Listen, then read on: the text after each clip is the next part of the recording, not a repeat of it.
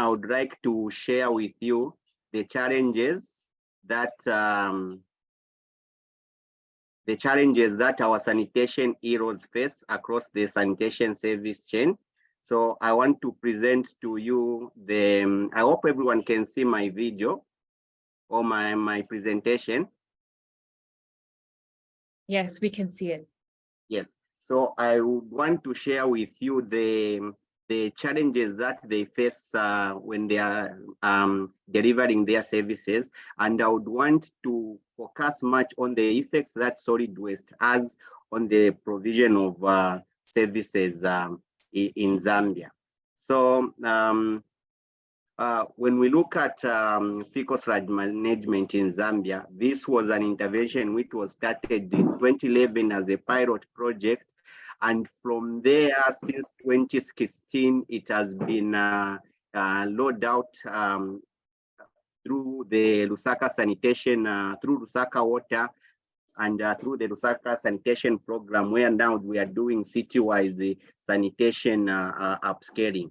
So when you look at the provision of FSM in Zambia, the provision of services has faced challenges, much of which come from solid waste that is found in our sludge. So when we look at on-site sanitation in Zambia, when we talk about sludge, we are mainly talking about two types of sludges. There's one type of sludge which is coming from pit latrines, and the other type of sludge which is coming from septic tanks and cesspools. So we wanted to look at what is the effect that solid waste has on the provision of services, and then we took the case study approach in this study. So the study identifies the challenges of fecal sludge along the service chain, but at some point we also look at the value chain. So the first approach that we took is we measured the type of and the content of solid waste that is coming from the on-site sanitation facilities. Then we also analyzed data coming from 10,004 households across 3 peri-urban areas, that is like Chazanga on the northern part of the city, Chawama on the southern part of the city, and George, which is kind of in the southwest of the city. And then we analyzed the different types of emptying tools that is used to remove sludge from the on-site sanitation facilities, which we started with the Gaupa, the Flexcavator, the EVAC from South Africa, and then we also analyzed the modified garden tools, which we mainly use when we are emptying pit latrines. We also did surveys with fecal sludge service teams and managers of fecal sludge treatment plants to understand the challenges that they are facing when it comes to sludge treatment, reuse, and disposal. So when we first go to the households, we wanted to understand how do they manage their solid waste. And much of the solid waste, we found that it's much managed on site by the households. They usually dig like trenches or pits in which they throw the solid waste, and when these pits get full, they bury them. In cases where they are dealing with types of waste which they do not want their neighbors to see, much of it is burned and some of it is thrown into on-site sanitation facilities. But where services for solid waste exist, you find that households which are able to pay, they are inclined to paying for these services so that the solid waste gets away from their premises. So when we analyze this in relation to the services of on-site and fecal sludge management, we found that about 80% of the studied peri-urban households rely on pit latrines, and approximately 20% use flush systems. And these 20% will rely on flush systems. They have either septic tanks or cesspools as their containment facilities.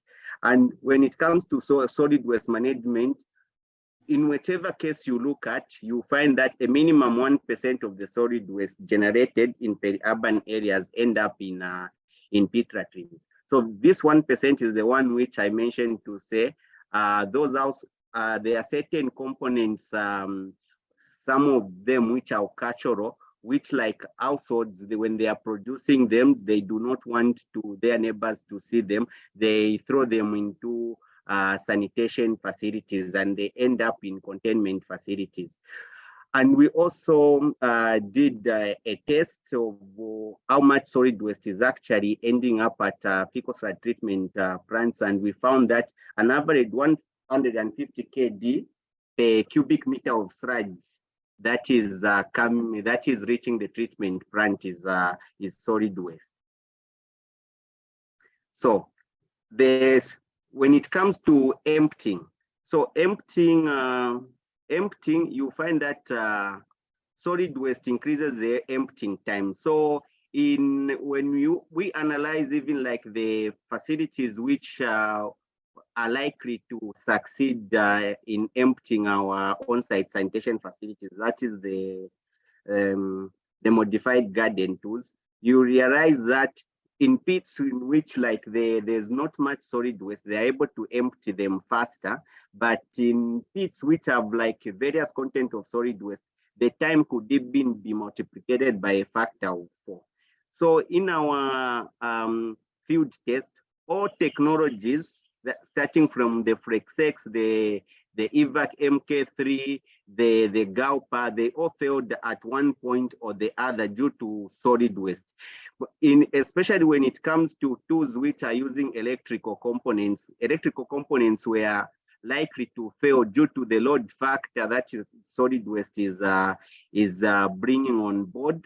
Then also there are certain times where you find like even the size of solid waste that is around that needs to be removed from these facilities is too huge for it to be sucked to go into the transporting vessel. So in most aspects, you find that during emptying, you even require to dilute the pit latrine sludge so that at least it's able to flow. And in this one, when you have to dilute the sludge, it means that you are increasing the cost of emptying, because these households, they sometimes access water through kiosks, and for you to empty the sludge, they need maybe to provide about 200 liters of water, which needs to be paid for.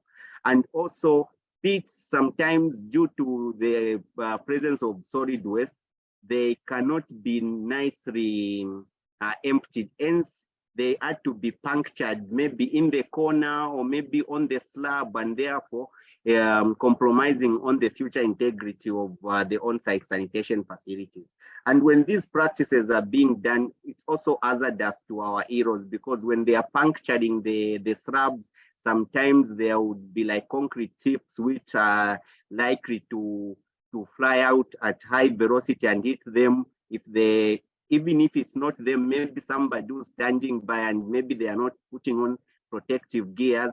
Also, due to the presence of fecal sludge or solid waste in the pits, you find that they are also exposed to other ailments which are likely to cause them harm, such as maybe some laser blades which are found in there, some needles which are found in there.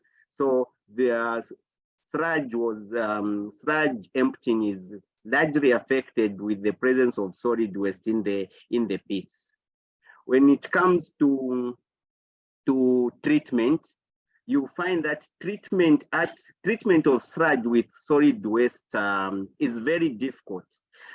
Our pilot projects had huge challenges because of solid waste, because this solid waste has to be considered as highly hazardous. Hence, even like when it's nicely separated and put somewhere for drying and transportation, for you to take it to the dump site, you need someone who's registered with the transportation of hazardous materials, because as we all know in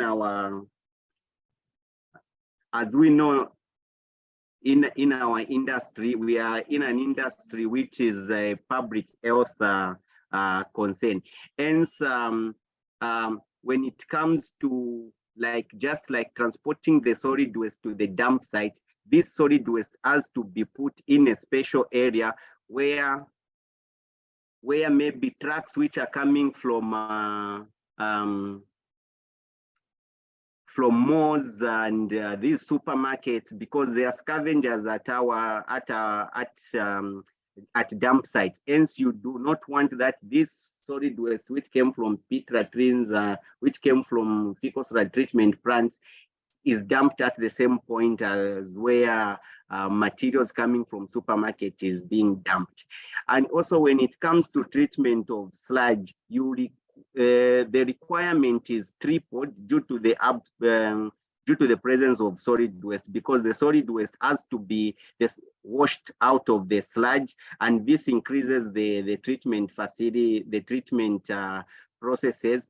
Also, this means when you are sizing the treatment plant, you also have to size it maybe 2 to 3 times more than required, because when you are washing out this solid waste, you find you have to put in fresh water, and this fresh water, it means you are actually increasing on the hydraulic load of the plant.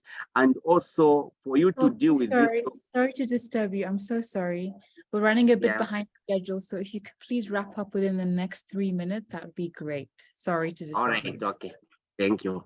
And also, the solid waste, for you to manage it, it means you have to put in extra resources. Hence, 5% of the income that is generated from households for emptying services is allocated to the management of solid waste.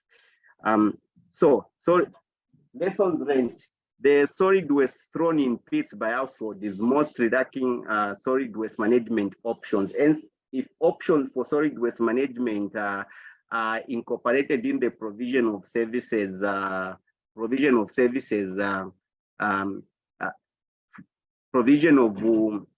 fecal sludge management services, you find that the industry will even thrive, as technologies will even be advanced when it comes to emptying. Even treatment will be faster.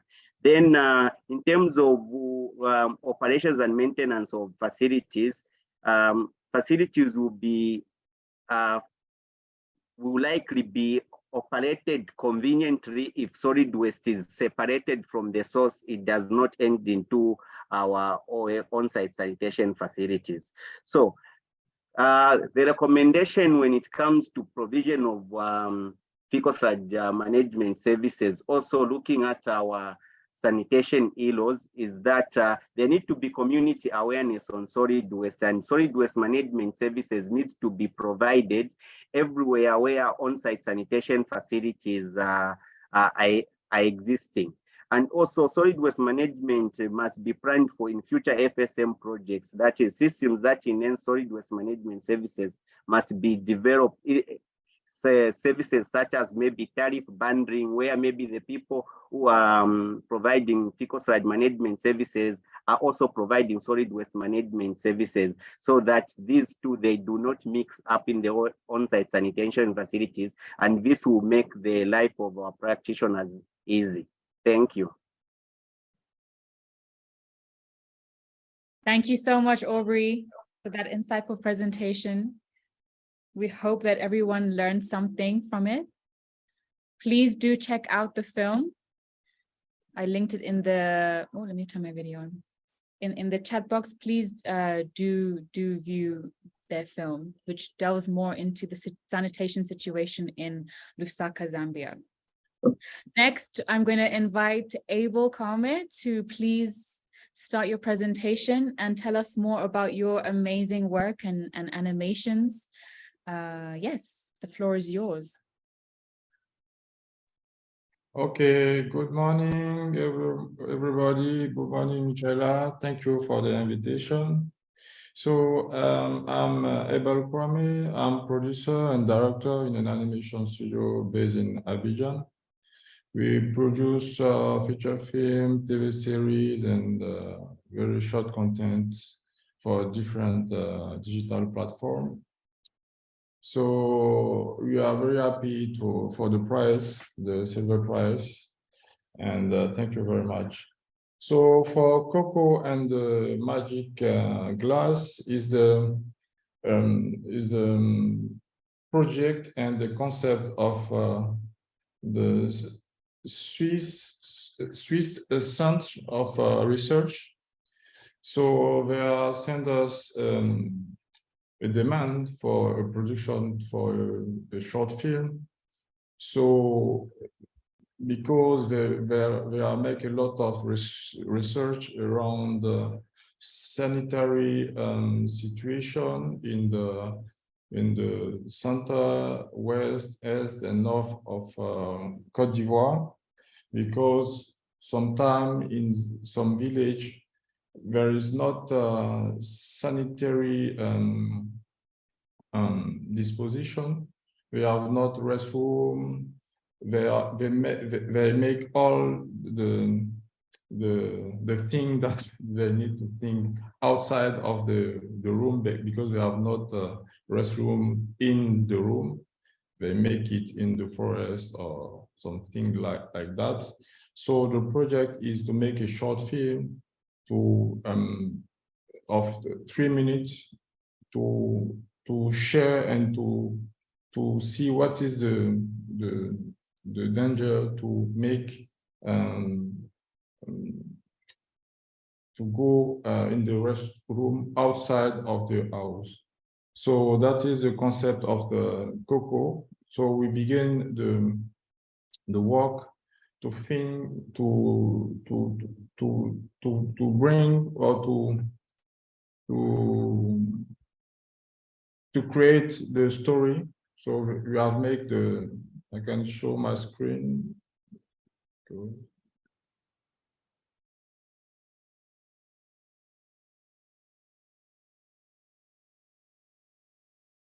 Can you see my screen? Yeah, we can see. Thank you. Okay. So Coco and the Magic Glass is, like I said, a short film. So we have begun the concept to create the different character, and we have write the script. You have not a scientific of not a technician of sanitary facilities. So we have just worked on the artistic concept of the problem of sanitary situation. So we are first begin by the script, the stories, and after we have begun the character design of the different character. Coco is the main character right here. So he's the young boy, 7-year-old, and he have a friend.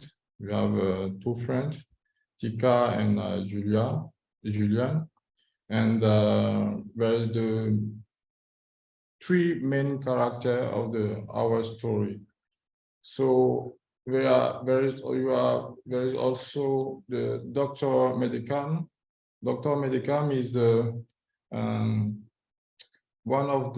is a very important character, because this guy explain what is the problem when you decide to go outside of the room, outside to make to go to, I don't need to say shit, but to go to shit and make something like that.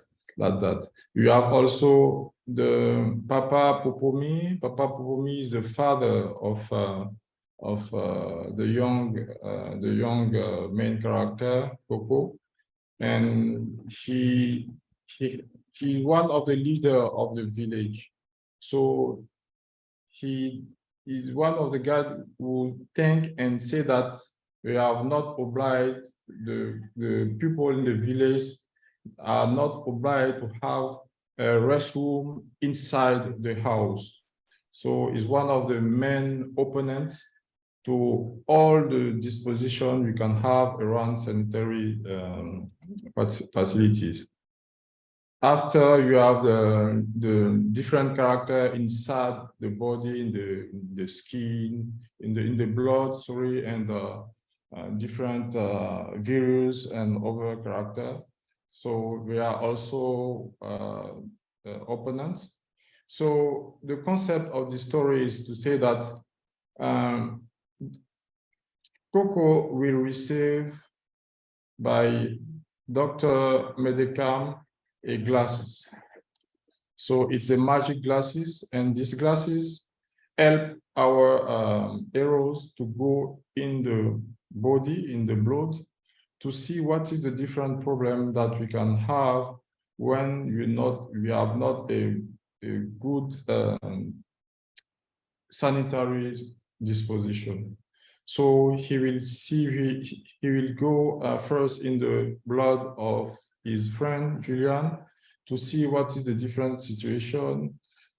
Sometimes Julian is sick because he have a virus inside, because he have made a sheet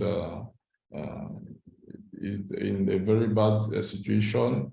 And after our main character, our hero will go to the village and talk to all the guys in the village and help them to create the good condition, build a restroom inside the different house. So what is the synopsis of the story. And for the production, we are begin by the script. First, I will show you another screen.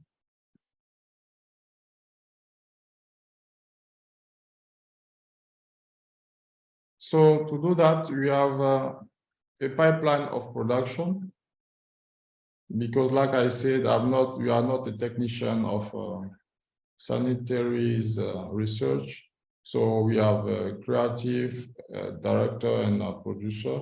So to make the production of the film, our pipeline is first find the idea and begin write the script and research, take the different documentation that we can have to the Swiss Center of Research, and finalize the budgets and the funding. And that is the first step of the production, is the development. And after we go to the pre-production, the pre-production is when we have the story right here, the script and the story, we go to the storyboard. The storyboard look like a comic book, because we make an illustration to show to the director what the different scene look like because we make some we draw the different character in the different situation. And we are also the mood board. The mood board, like just here, help us to see what style of production, what style of picture, what technique we need to have. And for that, we take different production for over character, over studio, to see if this technique is good for our production. And we have different steps, like in the production, in the pipeline that you can see. We have the research, graphic research, and the concept art. We have the casting, because sometimes everybody thinks that we must make animation first, and after we take the different character to take the voice. It's not true. The reality is that we begin first by the casting.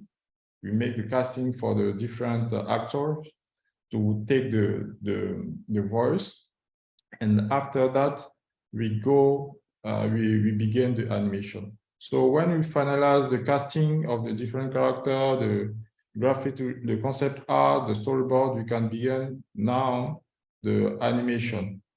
So we make also all the R&D development and research, because, for example, for the project of Coco and the Lunet magic glasses, we need to see how we can recreate environment in the blood of a body. So we need to see if you can make it like in the water, or if we can recreate it like in the real life. So, and what kind, if you can make grass, if you can make simulate water, that's all this element is in the research and development. And we are also character design and UV and texturing, rigging and skinning of the different character. The rigging is because, like you must know, is that's the main element when you make animation, like Coco and the Lunet magic glasses. Coco and the magic glasses is the 3D animation. So to make the 3D animation, you must create a character like a puppet in the computer, with the computer. And for that, we have different software that we use, like Maya, Autodesk Maya, Unreal, and different software that we have.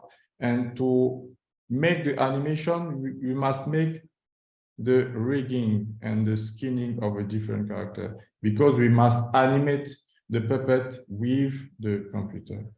So after the pre-production step, we go to the production step. The production step is like you can see, the main step when you have in production is the animation, right here. Like you can see, all the elements go to the animation step. So animation is one of the biggest step when you produce an animation. So we make animation, we begin the background, different area of the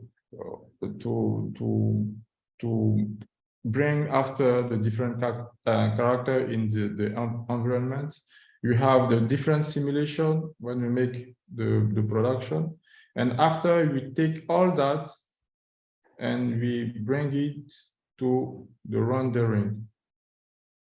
And we begin the pre-composition, because we export the different layer of the production. We export the rendering of the character, we export the background, and so we have different layer for different kind of element of the production of the scene. Sorry, Abel, sorry to disturb you. Please can you wrap up in the next 2 minutes, and we can ask more questions. You can in the Q&A section. So at the last time you have the compositing. So in the compositing, we bring animation, we bring the sound, we bring all the elements, the music, and after that you make the final rendering. So that is the different step to produce, and that is the different step that we are used to make Coco and the magic glasses. Thank you. Thank you so much, Abel. I find these things so interesting, and I have a few questions of my own, but I'll save them for the end because I'm really curious on how we can use animation to spread more awareness about certain issues within sanitation. I know I have questions. Anyway, we shall move on to our final speaker, Aditi from CEP University, who submitted another excellent film following the journey of Sinnar city in India. But I will leave Aditi to explain more about that, and I'll post the video link in the chat box. So look out for that. Aditi, over to you.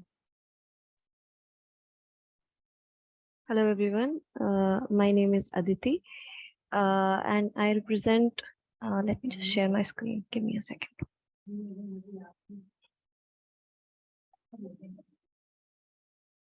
Can you see my screen now?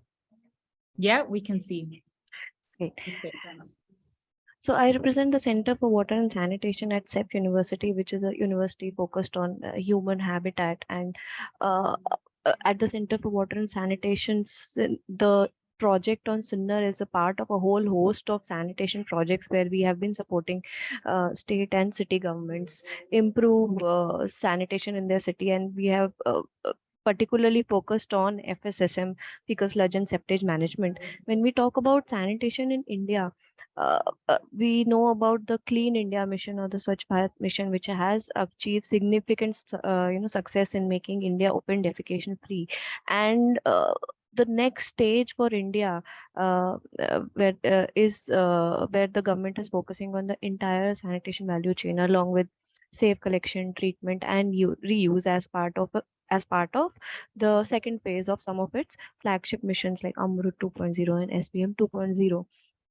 Now, while in India, while many cities do have sewer networks, most small and medium towns, so not Delhi or not Mumbai or Bangalore or Chennai, the majority of cities in India are small and medium towns, and they are dependent on fully on on-site systems. And as per the last census in India, about 48% of the urban households were dependent on systems like septic tanks, which are not connected to networks. And there are a host of other challenges in sanitation for Indian cities, such as lack of technical know-how with the city government, especially in the smaller cities. There are limited financial resources. Cities do not have enough to money to fund large infrastructure projects such as big sewage treatment plants or sewage systems. There are issues with manual scavenging, even though it is not allowed as per the law in India. And again, we have to, when we talk about citywide inclusive sanitation, we have to look at ensuring gender and social equity, and also monitoring and regulating the private sector. So these are some of the issues that are there in sanitation for Indian cities. Now, if we come to Sinnar city, and we have been working with this city since 2012-13, my organization has been supporting this city improve its sanitation for a long time. Sinnar is a very fast growing town, and it has a flourishing industrial district. Why we decided to make a movie on the sanitation journey of the city was, firstly, it is a good way to showcase the work from the funder perspective and also the city government perspective. But for us, it's more important from the perspective of advocacy, and we can use it as a capacity building tool. And this movie, we have shown to other cities in the state. We have shown it to higher levels of government. We've shown it to partners who like us are supporting other cities across India. And we've shown it at international conferences such as the FSMA 7 conference. And we've even shown it to students to create capacity to, and also spread the knowledge about the innovations that we have and what works in Sinnar. Now, the ideas that we have tried out in this city have become sort of models for FSSM across Maharashtra, which is the state that Sinnar is situated in, and across India. And we've moved from comprehensive city sanitation planning right in the beginning to, Sinnar being one of the first 2 cities in India to implement scheduled desludging of septic tanks, and now more to, citywide and inclusive sanitation. And these are some of the concepts we have demonstrated. When we started working in the city, we our idea was to address the full sanitation value chain, which is from access, collection, conveyance, treatment to reuse. There was open defecation in the city, and there were high dependency on community toilets. However, this was later on, addressed by the Clean India mission and the city's own, pioneer toilet subsidy programs. But what I'm going to talk about is the rest of the sanitation value chain. And there were issues with septic tanks. Not enough septic tanks were being desludged. There was no treatment facility, and the city had only one truck. And as you can see, the septage at that time was disposed of at the solid waste dumping site without treatment on the ground. So it was a very, alarming issue. With the help of the Swachh Bharat mission and the toilet subsidy program, Sinnar was declared ODF, open defecation free, in 2017, which means that everybody had access to either individual household toilets or toilet facilities in their vicinity.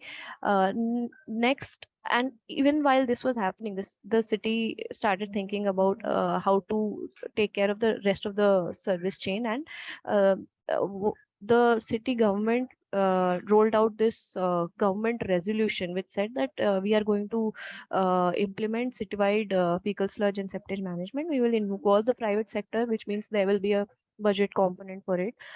We will allocate land for a treatment facility, and we will levy some taxes, which is a big sort of commitment to get from the city. And this has helped to sustain our efforts, even though leaders will change or chief officers will change. The most important thing they agreed to do here was that they said we will do scheduled emptying of septic tank. And when I talk about scheduled emptying as an innovation, it came from our of us recognizing the need for a systemic change. And the idea was that the current practice of desludging in Indian cities is not a public service the way sewerage systems and door to door solid waste management is. And it is more of a complaint redressal model, so which leads to a low frequency of desludging, and that in turn leads to uh, high cost of desludging, and then discourages regular desludging, and there are environmental impacts, and then that in turn affects the increased chances of manual scavenging. So what we introduced was scheduled desludging, where a schedule will be made for 3 years, and every septic tank in the city will be serviced, will be emptied over the course of this cycle. uh, this required more trucks, and which which the city government sort of addressed by contracting it out to a private desludger. Now the question of emptying charges. So earlier the city was charging 1,000 rupees per trip, and now with this scheduled desludging, one of the most important things that was done was delinking it from a user charge, so which made the service very much inclusive. So the point was that this will be a public service. It will, so which means that it will be given to everyone in the city, irrespective of whether irrespective of anything. It will be mandatory, so all septic tanks will be desludged, but it will not be linked to a user charge. So at the time of desludging, there will be no cost involved. Instead, this was funded through a small sanitation tax, which was made part of the sort of property taxes that each property in the city gives to the city government. And in this way, it sort of looks like a notionally free sort of service, and which helps to increase uptake of the service. There was special care to service vulnerable areas such as slum areas, or areas very congested areas that are within narrow lanes where trucks can't reach. And we've been very careful to especially have these long pipes. And that's how this service is inclusive. Awareness generation has been a key feature for success of high uptake of the services, and there have been, door to door awareness initiative, wall paintings, these leaflets, information leaflets on what is expected, what you need to look at when the desludges come to your house. There was this video that was circulated on local WhatsApp groups, and we tried out this SMS intimation that tomorrow, 2 days later, is your turn. So those sort of things. We've also tried to tried IT enabled monitoring systems, so digital monitoring systems, and we have these kind of dashboards which show how many households have been emptied, and a host of other information points. Now, because scheduled the sludging was done, and earlier there was no treatment, now there was increased septage, the increased amount of septage being generated. So the city set up this fecal sludge treatment plant, which was inaugurated along with on the first day of scheduled desludging. So it was ready right from the beginning. This is a 70 KLD treatment plant, and the best thing was that this was funded by the city's own funds, and city managed to use some of the grants, regular grants received to all cities, and develop this FSTP by engaging a private operator through a design, build, operate sort of contract. This treatment plant is not just a facility. We've tried to develop this into a resource center, because Sinnar hosts a lot of visitors who come to see the sanitation innovations. So there's a resource facility here. There is landscaping around the area, and this is sort of a sanitation resource park is what we like to call it.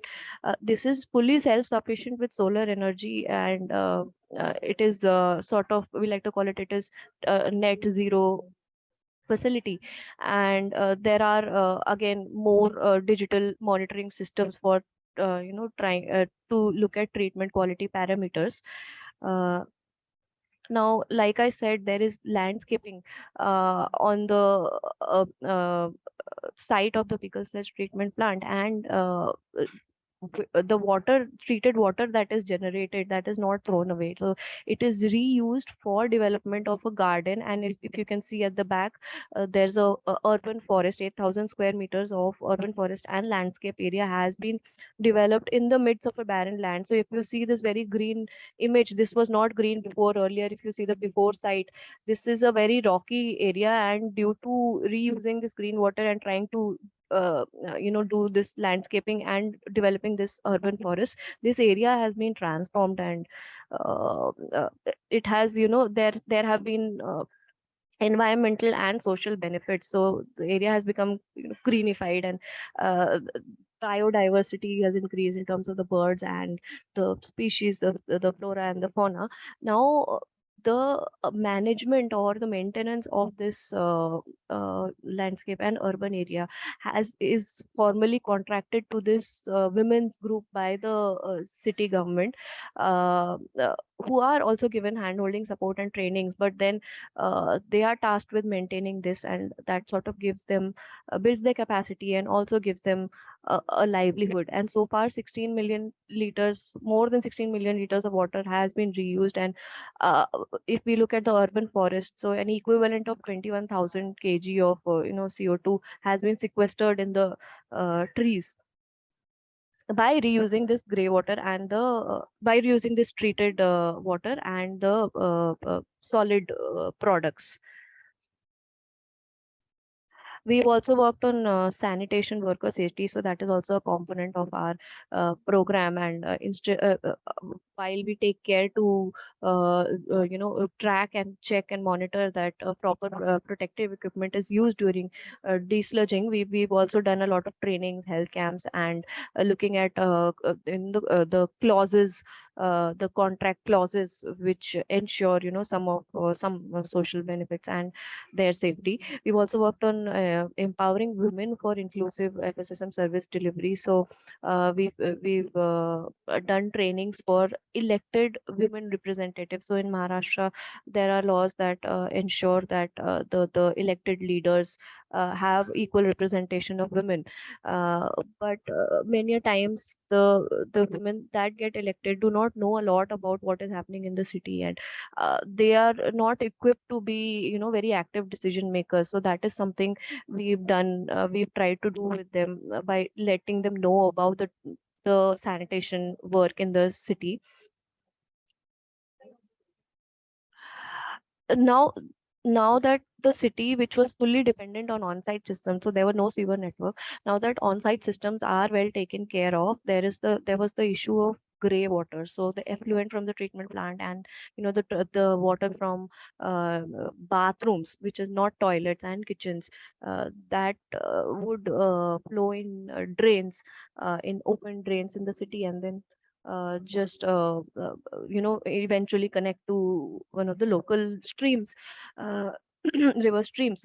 What the city has done is they have been implementing this IND network, which is basically interceptor and diversion. So they intercept the open drains or nalas, and then that is diverted, and which may in the future be treated through a proper gray water treatment plant. But for now, we've piloted this gray water treatment plant, this again small scale treatment plant which collects gray water from certain this particular locality, and again, like the FSTP, the wastewater is the treated water is reused to develop this park.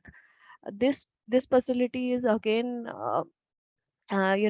fully powered by solar energy, and because of the success of the women's group at the FSTP, here another women's group has been contracted uh, to work at this pilot grey water treatment facility. And this is more of slightly more technical work, but uh, they have been very successful.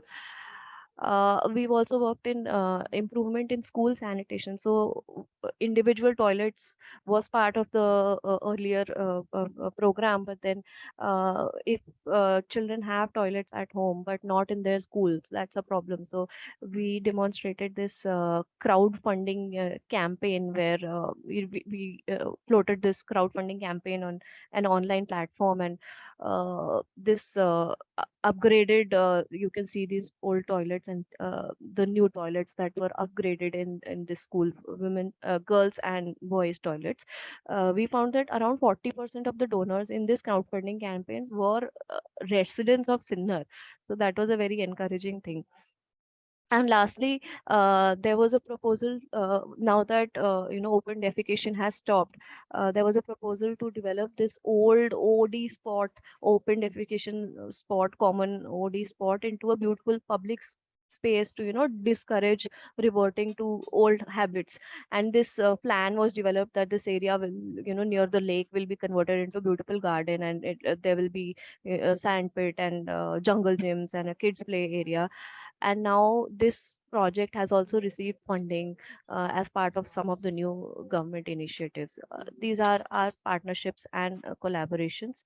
And the lesson here is that this is not a one-off pilot or something that has been done in one city. We have taken these lessons, and because we are partners to the state government or the provincial government of in the state of Maharashtra, we have scaled these lessons through policy guidelines and through our networks to be done in more cities. And all the materials and all the tools we have developed are available to use in public domain.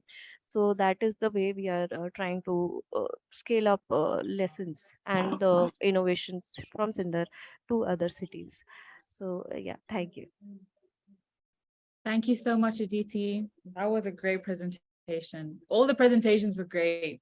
And I think through each presentation, we've seen how obviously we've seen the work behind the videos that were submitted, but we've seen how films can entertain, how they can also educate, inspire, and inspire a call to action. As we've seen with the Zambia one, we've seen a great example of Sinar in this, which, I don't know, hopefully can be scaled throughout all of India one day, who knows. We've seen the Coco et les lunettes magiques, which is like entertainment, but also educational.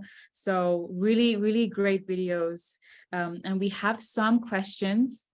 Baker, I acknowledge your question. I think it's been addressed in Aditi's presentation. The question was, is there any consideration for the manual empties in India?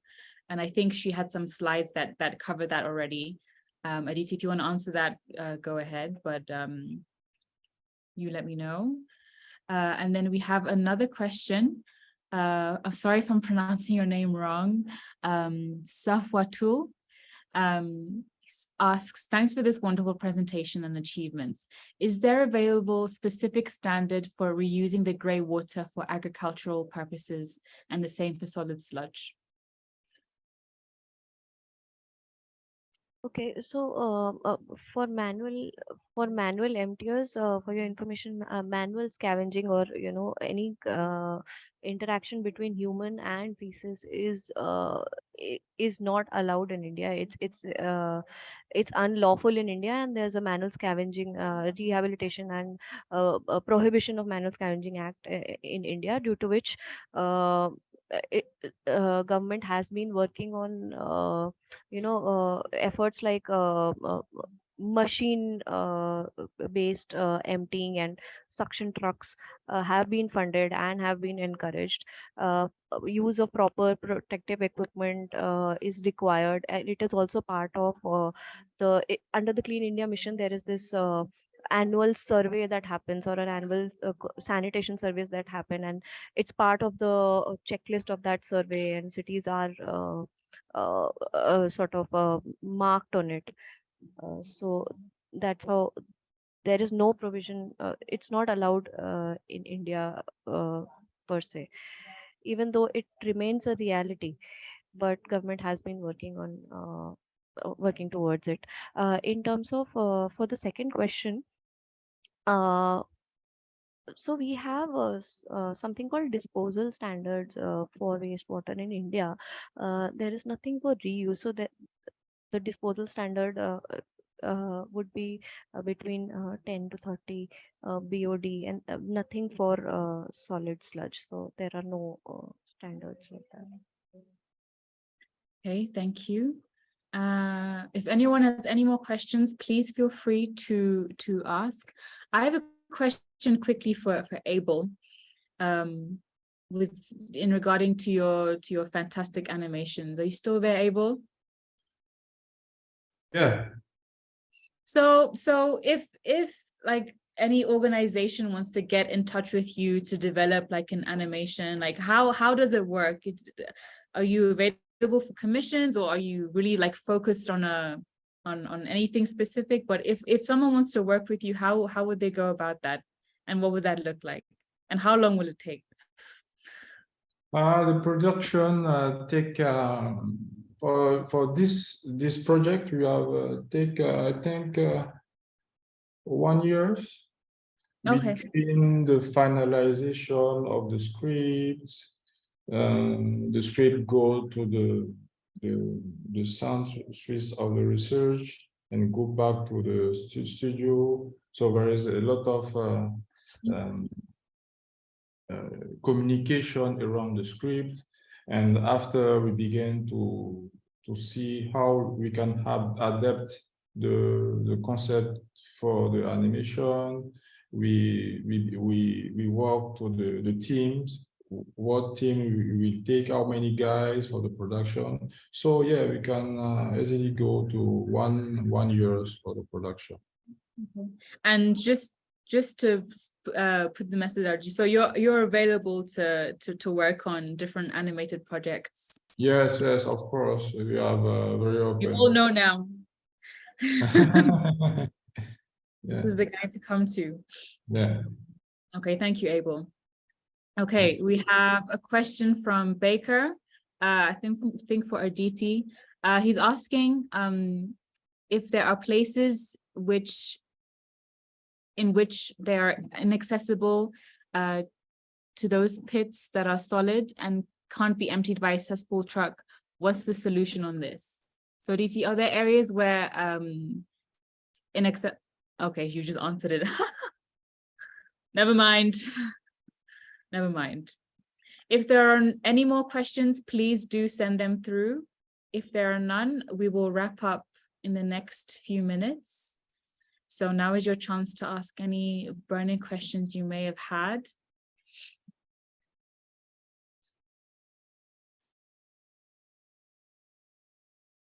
Okay.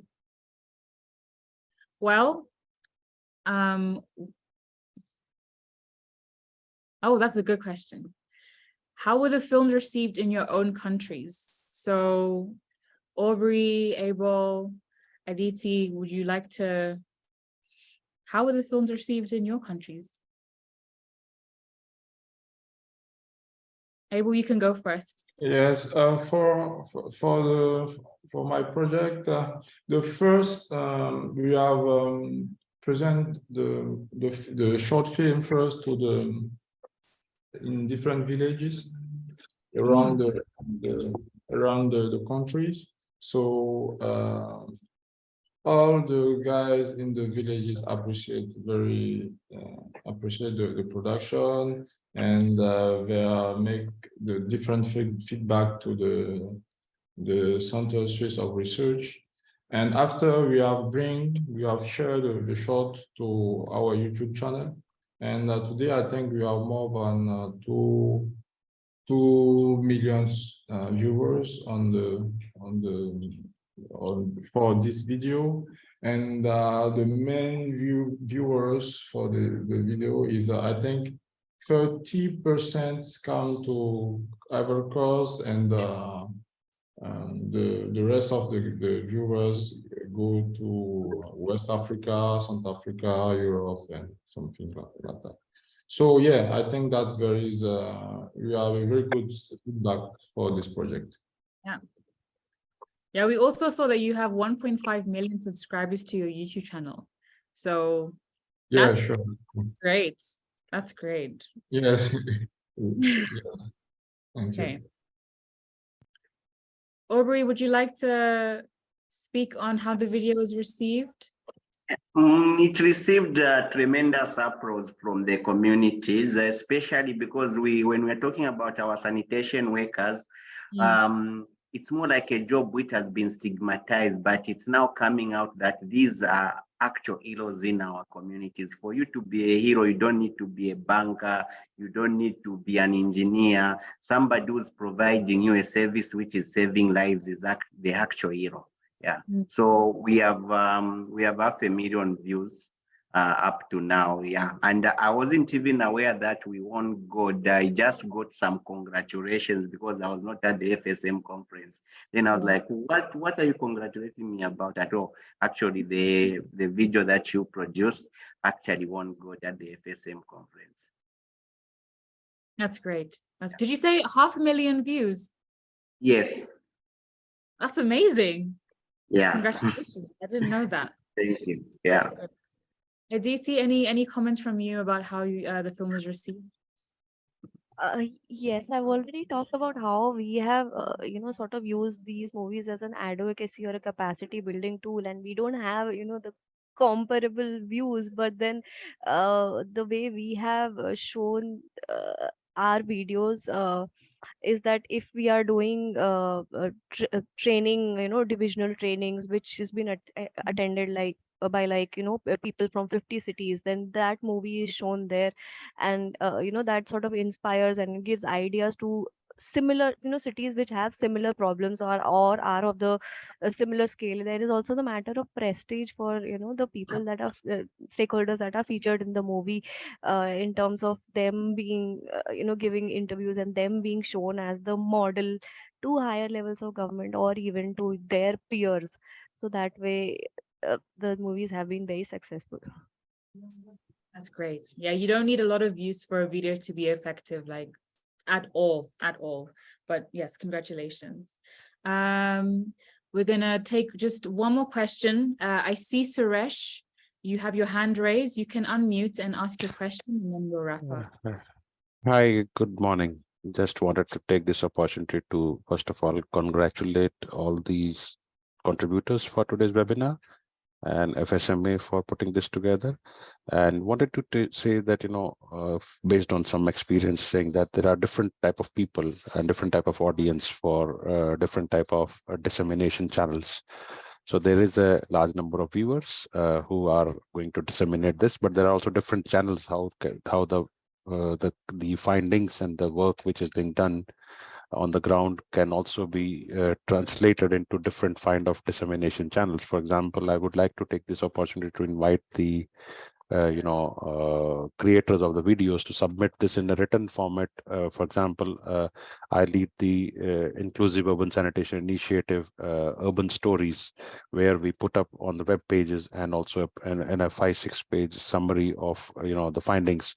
One good example that I've already on the sides in the chat, I've invited Aubrey about this thing, that the basic learning which I'm finding is the connection between solid waste and the FSM, which usually is not being talked about, that in the low and medium income countries, like drainage, solid waste, as well as sanitation, they go hand in hand. And there is a community who are involved in pushing this agenda on FSM, which needs to understand that the integration and is one of the key element for scaling up and amplifying the agenda. So sanitation does not mean only just fecal sludge, but it means drainage, solid waste, and water connection. I think one good message I got it from this, but yes, would like to invite all the three speakers to the IWA Inclusive Urban Sanitation Initiative, where you can put out this in a different format, whatever you are putting through a video, because there are different readers and different kind of communities which benefit from this. Thank you very much for giving me a chance. Thank you. A great opportunity. Thank you, Suresh. Thank you very much. So you've exchanged emails with everyone. They know your email address? Yeah, and I'll also put the link of my initiative onto the chat box, so everybody can access it for all. Okay, please post it as soon as possible, because we're going to wrap up very shortly. I'm just doing it right away. Thank you so much. And then we also have Sandrine, who is working on a project for her YouTube channel dedicated to sanitation. So if anyone would like to reach out to Sandrine for some guidance, Sandrine, I will email you as well. But Sandrine, please link your email. Put your email in the chat so people can get through to you. But yes, I'm going to wrap up now. So please put everything in the chat box before we close. Thank you again for the wonderful presentations, for the great films. This is such a wholesome webinar, a lot of information, a lot of inspiration. Thank you to the three organizations and people who submitted your films. Thank you for all the wonderful work that you do, and I wish you the best in all your future endeavors. I hope we stay connected to see what you're up to. And if ever you want to host a webinar here, reach out. I'm sure we would love to host you. Yes, thank you for everyone who dedicated an hour and 17 minutes. Thank you for staying with us, even though we ran over. I really appreciate you being here. Yeah, we're going to wrap up now. Have a good day, evening, morning, wherever you are. And stay tuned for our next webinar next month. We're going to be talking to some colleagues from Lebanon who have collected some FSM data that's actually helped prevent the spread of cholera in their community. So it's going to be a very interesting webinar. So make sure to register for that when the information becomes available. Yes, I'm going to leave the room open just for a few more minutes to get all the emails and your contacts and everything. But I bid you adieu. Thank you, everyone. Take care. Thank you very much. I enjoyed. Thanks. Bye.